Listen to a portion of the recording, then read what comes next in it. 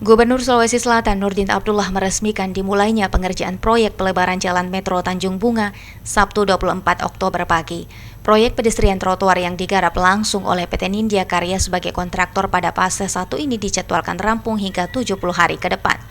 Gubernur Sulsel Nurdin Abdullah berharap pedestrian trotoar Jalan Metro Tanjung Bunga fase 1 dengan pagu anggaran 127 miliar rupiah itu akan menjadi ikon baru Kota Makassar dan menjadi daya tarik bagi para wisatawan.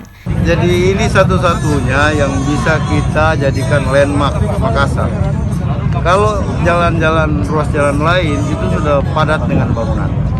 Nah, sementara ini adalah salah satu ruas jalan yang masih sangat memungkinkan untuk kita lebarkan.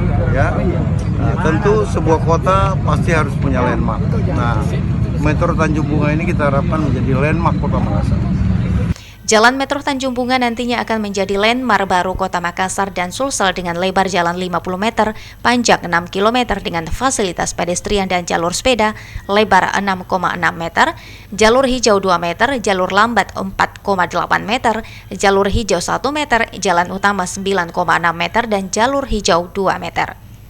Jalan ini akan menjadi jalan dengan intensitas transportasi tinggi di Makassar dan menjadi penghubung berbagai titik pertumbuhan ekonomi kota.